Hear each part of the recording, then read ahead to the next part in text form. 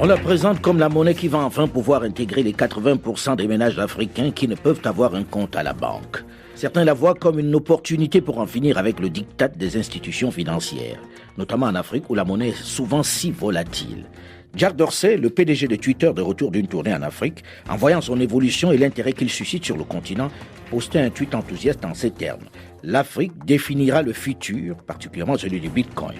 Il a investi avec le célèbre artiste producteur Jay-Z près de 24 millions de dollars pour son organisation en Afrique et en Inde. Le Bitcoin, c'est quoi cette monnaie virtuelle qui suscite tant d'intérêt, qui depuis son lancement en 2009 a dépassé la valeur record de 50 000 dollars? C'est vrai qu'ils sont quelques-uns à s'être enrichis au sud du Sahara avec elle, et d'autres ont même créé leur propre Bitcoin. Mais qu'est-ce que c'est exactement la crypto-monnaie? Comment fonctionne-t-elle? Quels sont ses avantages et ses inconvénients? Quel crédit lui accorder? Comment expliquer sa fulgurante ascension? Est-elle fiable? Bonjour à tous et bienvenue dans le débat africain consacré ce dimanche aux crypto-monnaies et son développement spectaculaire en Afrique, avec sur ce plateau plusieurs invités, plusieurs spécialistes et acteurs de cette monnaie virtuelle. D'abord, M. Émile Parfait-Simb, le PDG de Global Investment Trading SA, une entreprise spécialisée dans le trading des crypto-monnaies, c'est-à-dire l'achat et la vente de la crypto-monnaie en temps réel. Son entreprise, qui a été élue meilleure société d'investissement en crypto-monnaie en 2019 et 2020, détient désormais sa propre crypto-monnaie, baptisée Simcoin, qui est rentrée à la bourse le mois dernier sur le marché russe et est en négociation sur le marché anglais. Elle possède également un centre de formation au trading des crypto-monnaies. Bonjour, M. Émile Parfait-Simb. Bonjour, M. Alain Foucault. Notre second invité est M. Daniel Ouedraogo, professeur d'économie à l'Université Paris-Dauphine, grand connaisseur de crypto-monnaies. Bonjour, M. Daniel Ouedraogo. Bonjour, M. Alain Foucault. Troisième invité de ce plateau, M. Didier Lukaku, le directeur des affaires juridiques et de la réglementation de la COSUMAF, la Commission de surveillance du marché financier de l'Afrique centrale. Bonjour, M. Didier Lukaku. Bonjour, M. Alain Foucault. Alors, j'ai envie de commencer par le professeur qui est sur ce plateau, M. Ouedraogo. On entend beaucoup parler de crypto-monnaie. Chacun nous explique ce que c'est, le Bitcoin. J'avoue que depuis que je fais cette émission, je n'ai jamais eu autant de mal à comprendre ce que c'est exactement. C'est quoi le crypto-monnaie? Je ne sais même pas si on dit là ou le, finalement. D'abord, j'aimerais dire que l'idée de la crypto-monnaie est ancienne. Elle remonte à plusieurs décennies. L'idée, en fait, de départ, c'était que les populations se rendaient compte que de la mauvaise gestion de la politique publique, notamment lorsque les banques centrales n'étaient pas indépendantes. Il y avait ce qu'on appelait d'abord les monnaies privées. Vous savez que le déficit budgétaire était souvent financé par la politique monétaire. Donc ça, c'était source d'inflation, voire d'hyperinflation. Donc c'était source d'incertitude et donc ça contribuait à effriter la confiance des populations vis-à-vis des pouvoirs publics. Donc c'est dans cet esprit-là qu'est née, au lendemain de la crise de 2008, une monnaie privée, mais dans l'objectif de pouvoir la diffuser dans le monde entier. Ces créateurs ont utilisé une technologie qui est la cryptographie afin de pouvoir la diffuser dans le monde entier, afin que tout le monde puisse l'utiliser dans la mesure où la crise a touché toutes les économies du monde entier. Voilà un peu la philosophie. Alors, ça veut dire des gens se réveillent un matin en disant on ne fait plus confiance à l'État, on ne fait plus confiance à ces gens-là qui gèrent notre argent, nous allons créer notre propre monnaie. Mais quel crédit accorder à ça? Comment peuvent-ils fonctionner? Justement, c'est tout. Le problème, c'est que, certes, l'idée de base part de bons sentiments, mais il y a des garde-fous. Notamment, comme la monnaie n'est pas supervisée par une autorité supranationale, comme c'est le cas d'une monnaie traditionnelle qui est gérée par une banque centrale, il y a des dérives qui peuvent apparaître. Et pour le cas du Bitcoin, le premier élément, c'est qu'il y a des acteurs spéculatifs qui peuvent être sur le marché. C'est-à-dire que vous savez que la monnaie a trois fonctions principales. C'est une unité de compte et elle sert aussi à faire des transactions, mais aussi elle est un outil de réserve de valeur. Dans ce sens-là, certaines personnes peuvent venir utiliser le Bitcoin juste pour s'enrichir. C'est-à-dire que comme la quantité de Bitcoin est limitée, ils vont adopter des stratégies spéculatives dans l'espoir d'augmenter le prix du Bitcoin et pouvoir s'enrichir. Bref, ils vont spéculer parce que là, ça devient un peu technique. Alors, j'ai envie de comprendre. Monsieur Simb, j'entends Bitcoin, j'entends crypto-monnaie, etc., etc. C'est quoi le Bitcoin? C'est quoi la crypto-monnaie? C'est la même chose et comment ça marche? Je vais aller très rapidement et plus explicite. Le Bitcoin ou crypto-monnaie, c'est la même chose. C'est une monnaie qui a été créée en 2009, après la crise des subprimes. Oui, comme vient de le dire M. Ouedraogo. Voilà. En fait, l'idée principale, comme M. Ouedraogo a dit, c'était de décentraliser le système bancaire. nous sommes au XXe siècle, je vais aller très vite, c'était pour rendre les transactions financières plus rapides. Voyez-vous, aujourd'hui, si je suis au Cameroun, actuellement là je suis en Tunisie, pour faire un virement de 1 million au Cameroun, ça risque de me prendre 1 semaine, parfois 2 semaines. Quelquefois même, cela n'est pas possible. Alors, Satoshi Nakamoto, le pseudonyme qui a créé la crypto-monnaie, a décidé de créer un système qui ferait en sorte que les transactions deviennent de personne à personne. Donc, l'idée première, c'était de rendre les transactions rapides, parce que moi, quand je veux envoyer 1 million, 10 millions, 100 millions aux États-Unis, je le fais en 1 minute. Et puis, la deuxième solution, c'était d'utiliser une technologie en mettant de côté les intermédiaires. Les parce banques, que, en voyez-vous, gros. aujourd'hui, si vous voulez faire un virement d'une banque à une autre, ce virement doit passer par une banque centrale qui va confirmer pour arriver de l'autre côté. Mais comment on peut faire ce genre de transaction s'il n'y a pas une banque entre vous? Monsieur Alain Foucault, voyez-vous, nous sommes au XXe siècle. Autant la communication est devenue très très rapide de nos jours, autant les transactions bancaires, financières devraient aussi être très très rapides. C'était ça même l'origine, ou alors le but de la création de la crypto-monnaie. Aujourd'hui, si vous regardez en Afrique, c'est le même principe que les mobile money ont récupéré. C'est un moyen de paiement. Aujourd'hui, pour envoyer 10 000, 20 000, 50 000 jusqu'à 500 000 à une personne qui est face-to-face, n'est-ce pas, vous faites des transactions sans plus passer par un intermédiaire. Mais l'intermédiaire reste quand même l'opérateur téléphonique dans le cas du mobile money. Oui, je dis ils ont récupéré une partie, sauf que le Bitcoin, lui, il est international. Le mobile money reste national. Donc, aujourd'hui, à l'international, on n'a plus besoin d'intermédiaire lorsqu'on veut faire une transaction en crypto-monnaie. Ça paraît bizarre, mais c'est ça la réalité. C'est très très bizarre. J'ai envie que vous expliquiez aux nuls comme moi pour qu'ils comprennent. Moi, je sais qu'on a de l'argent quelque part et qu'on l'envoie à un autre endroit en passant par une institution qui va faire la compensation sur place. Là, dans la crypto-monnaie, vous dites, il y a personne, j'appelle un copain et je lui dis, je t'envoie de l'argent, mais vous prenez cet argent où et on le place où? Comment se fait la compensation?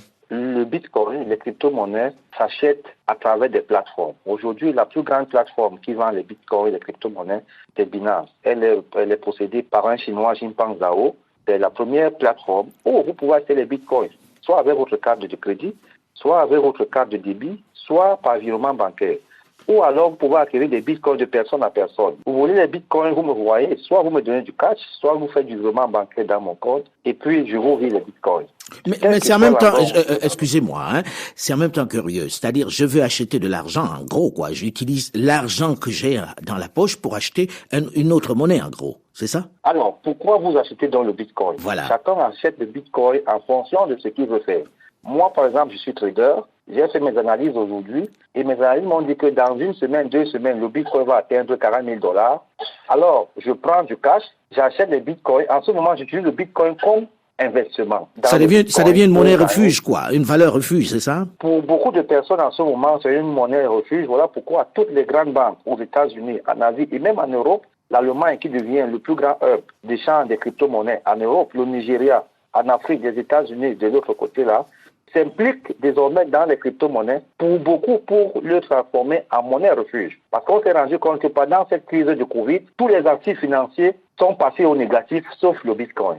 Pendant cette crise, il n'y a que le Bitcoin qui est passé de 5 800 à 42 000. Ça veut dire que pendant que certains pleuraient que leurs actifs ont chuté, nous qui sommes dans le Bitcoin, nous avons fait des chiffres plus que les années passées. Parce que c'est donc, spéculatif. Chacun achète les bitcoins en fonction de ce qu'il veut faire avec. Là, je me tourne vers M. Didier Lukaku, vous qui êtes le directeur des affaires juridiques et de la réglementation de la CONSUMAF, la Commission de surveillance du marché financier de l'Afrique centrale. Ce bitcoin, c'est une menace, c'est sérieux? Écoutez, en tout cas, ça appelle à réflexion dans la mesure où il s'agit de nouveaux actifs qui sont totalement inconnus dans notre zone. Et quand on regarde un peu la presse internationale, ce sont des outils qui ont défrayé la chronique. Il y a eu quand même beaucoup d'escroqueries. En tout cas, le phénomène est associé à des risques qu'il faut absolument appréhender. Bien sûr, les avantages du système, à savoir la rapidité, comme l'a expliqué M. Ouedraogo et M. Sim, les avantages liés à la rapidité des transactions, l'absence d'intervention d'un organe central de contrôle sont quelque part contrebalancés par les risques qui sont associés, qui sont réels, à savoir l'anonymat du système, parce qu'il évolue, il fonctionne entre ses utilisateurs. Cet anonymat est en même temps un facteur de danger, en ce sens que ça peut, c'est ce qui a été vérifié, ça peut occulter des risques de blanchiment, des risques d'escroquerie. Alors, vous avez utilisé deux termes, blanchiment et escroquerie. C'est le terme qui revient souvent dans les papiers que l'on trouve. Mais en même temps, et là je reviens vers M. Ouedraogo, vous qui êtes enseignant d'économie, est-ce que c'est sérieux? Et quels sont les avantages pour l'Afrique? Parce qu'on voit les Africains s'intéresser à cela, on voit de plus en plus de transactions sur le continent, notamment au Nigeria, qui sont dans le domaine de la crypto-monnaie. C'est quoi les avantages réels aujourd'hui? Oui, d'abord, j'aimerais dire un mot sur l'intérêt qu'ont certains Africains, notamment les Nigériens, dans cette monnaie. Donc l'idée, c'est de dire que, comme l'idée de départ, il y a quelques dérives, notamment comme vous savez que la monnaie nigériane est une monnaie fluctuante. Le Naira est très fluctuant. Le Naira, voilà. Donc, comparativement à d'autres monnaies de l'Afrique de l'Ouest comme le CFA, qui est stabilisé.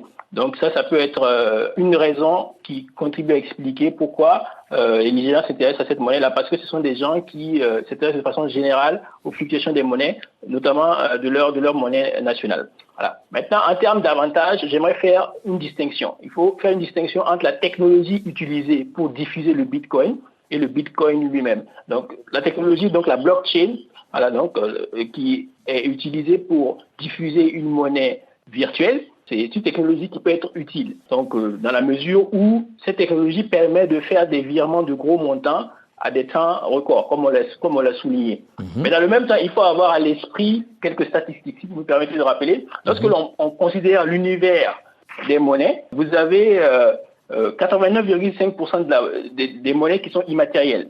Et dans l'immatériel, vous n'avez que 0,5% qui est virtuel. Le reste, c'est de la monnaie scripturale, c'est les comptes bancaires. Donc, alors pensez à Monsieur Koulibaly ou à Madame, je ne sais pas moi, Madame Daouda qui se trouve dans le sud de Banfora, au Burkina Faso. Quand vous dites 80% de la monnaie est immatérielle, ça veut dire que ce que les banques utilisent tous les jours n'existe pas en papier, quoi. Parce que nous, quand on pense à argent, on pense à l'argent en papier et aux pièces. Ça veut dire que c'est de l'argent virtuel au départ, 85%. Et quand je parle de monnaie immatérielle, je veux qu'on fasse la distinction entre les billets de banque et les comptes en banque. Les comptes en banque, c'est des jeux d'écriture dans les comptes des clients, donc les ménages et les entreprises. Donc, lorsqu'on a un compte en banque, madame qui est à Banfora a son compte en banque, elle a un certain montant sur le compte, mais elle ne dispose pas de tous les billets. Donc, ce qui est le plus important, c'est le montant du compte bancaire. Voilà. Et parmi ces comptes bancaires, vous avez les monnaies virtuelles dont fait partie le Bitcoin qui représente que 0,5%. Ce que je veux dire par là, c'est que ça représente une infime partie de l'univers monétaire en général. Mais lorsqu'on fait la distinction avec la technologie utilisée pour diffuser cette monnaie virtuelle, qui est la blockchain pour le cas du Bitcoin, donc cette technologie peut offrir des avantages importants pour le continent. Voilà, donc on a parlé de la possibilité de faire des virements importants à des temps, donc de réduire les coûts des virements à des temps rapides, ça peut être utile. Donc c'est la raison pour laquelle il y a un plaidoyer pour demander aux banques centrales et aux banques commerciales de s'intéresser à la question plutôt. Donc et ça va permettre, par exemple, à des banques commerciales de pouvoir utiliser la technologie blockchain, non pas pour diffuser forcément du Bitcoin, qui est une monnaie très volatile. Donc l'inconvénient, c'est ça, c'est que du jour au lendemain, vous pouvez tout perdre. Voilà. C'est important, et on va en parler dans un instant, c'est que vous pouvez avoir beaucoup de Bitcoin, être très riche le matin et le soir, ne plus rien avoir du tout.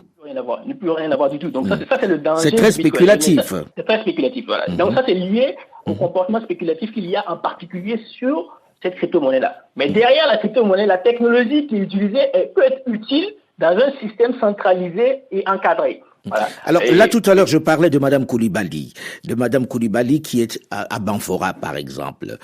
En quoi ça la concerne? Pourquoi Madame Koulibaly achèterait du Bitcoin, par exemple? Madame Koulibaly peut avoir intérêt à acheter du Bitcoin, d'abord parce qu'elle se retrouve dans un coin reculé de Banfora et qu'elle n'a pas accès aux infrastructures bancaires traditionnelles. Voilà, elle n'a pas de compte à la banque, oui. Elle n'a pas de compte à la banque, voilà.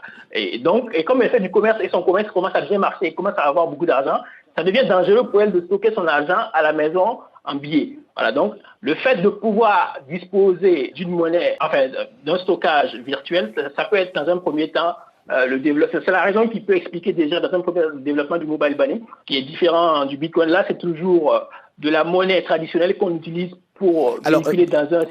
Allons jusqu'au bout de la logique. Madame Coulibaly, comme vous dites, a vendu beaucoup de coton, a gagné de l'argent et par sécurité a envie de placer ça quelque part. Comment elle fait pour se retrouver dans le Bitcoin? Très concrètement, là je me tourne vers Monsieur Simb. Pourquoi irait-elle vers le Bitcoin au lieu d'aller peut-être dans un compte d'épargne pour déposer cet argent à je sais pas moi, en montant à Bobo Dioulasso? Alors, pourquoi Madame Coulibaly voudrait acheter du Bitcoin? Simplement parce que, elle veut garder son argent quelque part, et deux, parce qu'elle veut elle veut le fructifier. Donc, il y a certains qui achètent du Bitcoin, qui entrent dans les crypto-monnaies pour le stockage, pour les valeurs de réserve.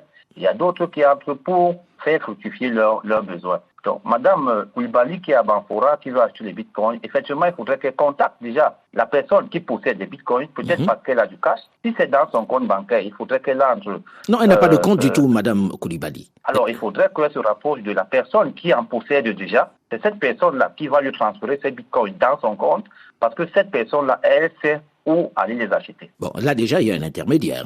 L'idée, c'était de ne plus avoir d'intermédiaire. Donc, dans un premier temps, il faut qu'elle vienne vous voir et vous dise, voilà, j'ai de l'argent à la maison et j'aimerais bien le placer quelque part et puis le voir fructifier. Elle vient voir votre société. L'intermédiation ici, c'est beaucoup plus au niveau des validations. Lorsque moi, je possède le Bitcoin, j'envoie à Madame Coulibaly, il n'y a pas d'intermédiaire. Par contre, lorsque j'ai l'argent dans mon compte bancaire, je vais envoyer à Madame Coulibaly, il y a un intermédiaire qui est la Banque centrale. Ces deux intermédiaires sont très, très différents. Moi, je possède une marchandise qui est le Bitcoin. Je lui transfère ça, peer-to-peer, personne à personne, sans intermédiaire. Ce sont des transactions instantanées. Alors que l'intermédiation dont on parle sur la banque, c'est d'un compte à un autre, mais passant par la Banque centrale qui doit absolument valider. Donc, c'est différent. Alors, j'ai envie de poser la question.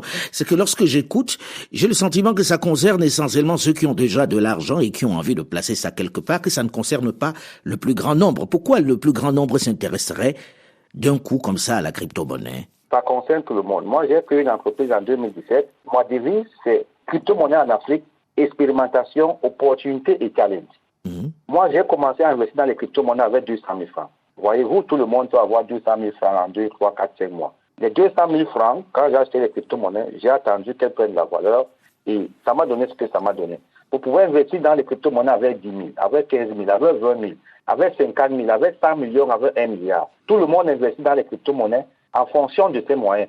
Maintenant, tout dépend des besoins ou alors de ses objectifs, à court, à moyen et à long terme. Donc, c'est une activité qui concerne tout le monde. Et moi, je suis de ceux qui pensent que les crypto-monnaies peuvent enlever les Africains de l'accaparement financier. Parce que, voyez-vous, tout le monde peut y investir.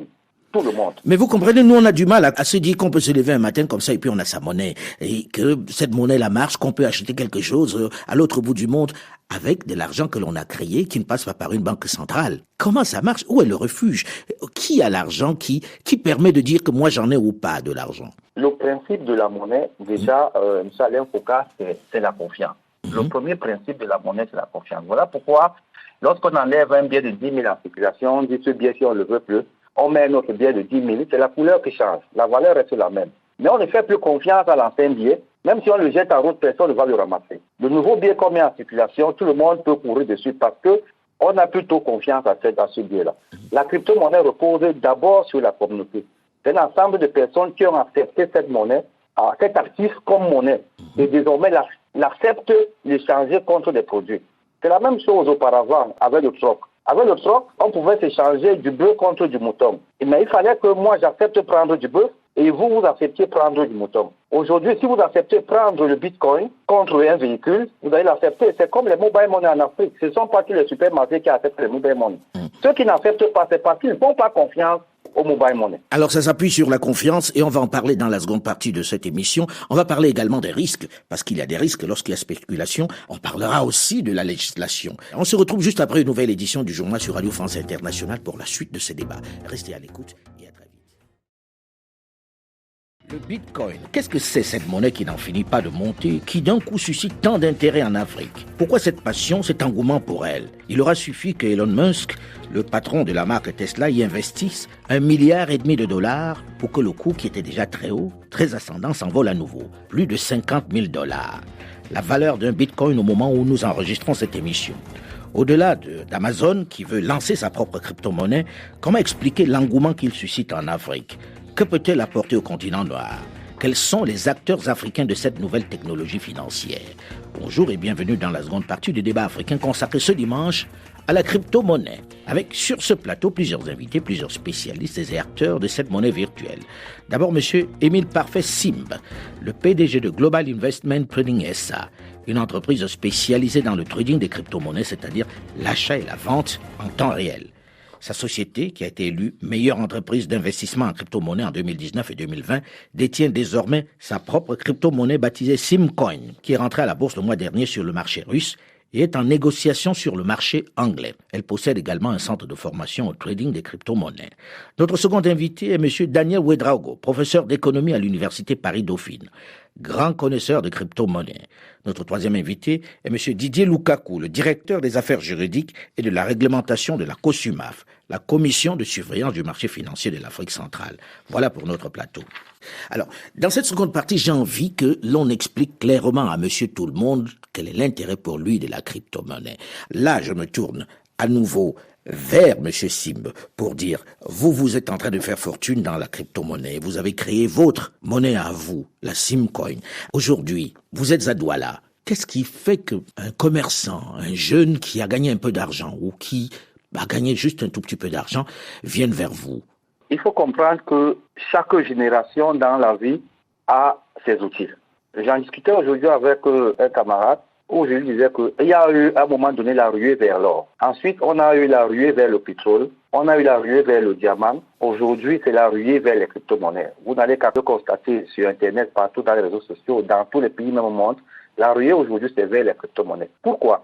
Parce que c'est l'activité de l'heure. La génération actuelle, dans certains pays qu'on appelle la génération tête de feu, avec les téléphones Android, doivent utiliser les téléphones pour gagner de l'argent. Alors, le jeune, qu'il soit étudiant, qu'il soit homme d'affaires, qu'il soit n'importe qui veut fructifier de l'argent aujourd'hui ou bien qui veut gagner de l'argent demain, nous on le conseille d'investir dans la crypto-monnaie parce que c'est la seule activité qui vous demande un peu d'investissement après 2-3 ans pour vous voir devenir riche. Prenons l'exemple du Simcoin. Le Simcoin, c'est une crypto-monnaie, la toute première en Afrique francophone, qui a été créée par moi, M. Simb, et qui est cotée en bourse. Si vous partez sur CoinMarketCap, qui est le marché des crypto-actifs, vous allez voir le Simcoin qui a une valeur, je crois, 1,2 $ en ce moment. Il est entré à 1 $ le 4 janvier, si je me rappelle bien. Il est coté dans un marché russe qu'on appelle la token. Je crois que d'ici lundi, il sera coté dans Bitrex. Oui, là vous parlez de votre monnaie qui est en évolution. C'est très bien. Mais maintenant, à côté de ça, j'ai envie qu'on soit très concret. Pourquoi quelqu'un viendrait vers vous, là, pour vous confier son argent pour acheter de la Simcoin? Pas forcément nous confier, mais chacun peut entrer en ligne, acheter le Simcoin. Pourquoi? Parce que acheter une crypto-monnaie, je veux vraiment utiliser les termes terre à terre. S'il vous plaît. Acheter une crypto-monnaie, c'est comme acheter un terrain à PK21. Oui, qui est un quartier très très éloigné de la ville de Douala. Voilà. Très très éloigné, qui n'a pas encore de valeur. Et là-bas, le mètre carré du terrain coûte, par exemple, 1000 francs, le mètre carré. Vous achetez 10 hectares là-bas aujourd'hui à 100 000. Avec pour espoir que dans 1 an, dans 2 ans, dans 3 ans, lorsque la route va passer, le terrain va prendre la valeur et vous revendez vos 10 hectares à 10 millions, à 50 millions, à 100 millions. Donc c'est de la spéculation. Vous misez sur l'avenir en vous disant dans 2-3 ans, je vais avoir des revenus plus importants parce que j'aurai vendu le terrain beaucoup plus cher. Sauf que j'ai envie de me tourner là vers monsieur Lukaku. Est-ce que c'est pas dangereux? Est-ce que ça présente pas des risques? Est-ce que c'est pas très spéculatif? Quelqu'un ne risque pas de tout perdre là-dedans? Bien entendu. C'est une des raisons qui, justement, explique la mobilisation des autorités de régulation sur le secteur financier. Pour ne parler que de l'Afrique centrale, vous avez la Banque centrale, la BEAC, la Commission bancaire, la COSUMAF et même le GABAC réfléchissent et entendent mettre en place un cadre de concertation pour, justement, essayer de protéger les épargnants contre ce type de risque. Il y a tout lieu de s'inquiéter de produits qui sont totalement inconnus dans notre zone, mais qui présentent du fait de leur volatilité de véritables risques de perte. Mais en même temps, on a envie de vous dire, vous avez vu arriver cette crypto-monnaie sur le marché. Comment expliquer que la législation soit en retard là-dessus? En fait, l'Afrique centrale n'est pas la seule dans ce cas. Je pense que quand les premières plateformes ont vu le jour aux États-Unis, en Asie. Je crois que la réglementation, et même en Europe, il en est de même. Les réglementations, il y a eu d'abord, dans un premier temps, une attitude d'observation. Et les premières réglementations sont souvent apparues par la suite.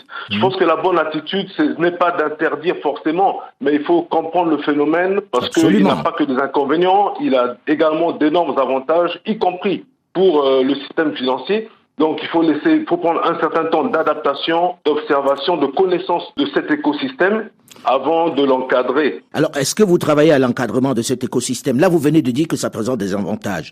Donnez-nous un ou deux avantages. Moi, je pense que la technologie, dans la mesure où cette technologie nouvelle, dans la mesure où elle s'appuie notamment sur ce qu'on appelle la cryptographie, elle apporte une sécurité dans la conservation des données et donc dans la circulation, dans les transactions qui sont initiées. Je veux dire, un intérêt non négligeable, c'est celui de la fiabilité des informations qui est renforcée. Un autre intérêt, c'est la transparence des transactions. Et je pense que dans différents secteurs du système financier, les acteurs, les intermédiaires des marchés financiers, les banques centrales également, les bourses, pour ne parler que d'elles, peuvent tirer avantage de ces nouvelles technologies dans leur fonctionnement. Alors, lorsqu'on écoute ça, on se dit, vous qui êtes là pour la surveillance des marchés financiers de l'Afrique centrale, vous devrez peut-être accompagner ce mouvement, non? Alors nous, notre attitude a été d'abord d'alerter le public par communiqué sur les risques potentiels associés à ces opérations. Alors il n'existe aucune réglementation, donc on ne peut pas dire qu'il existe des interdictions. Non, il n'y a pas d'interdiction.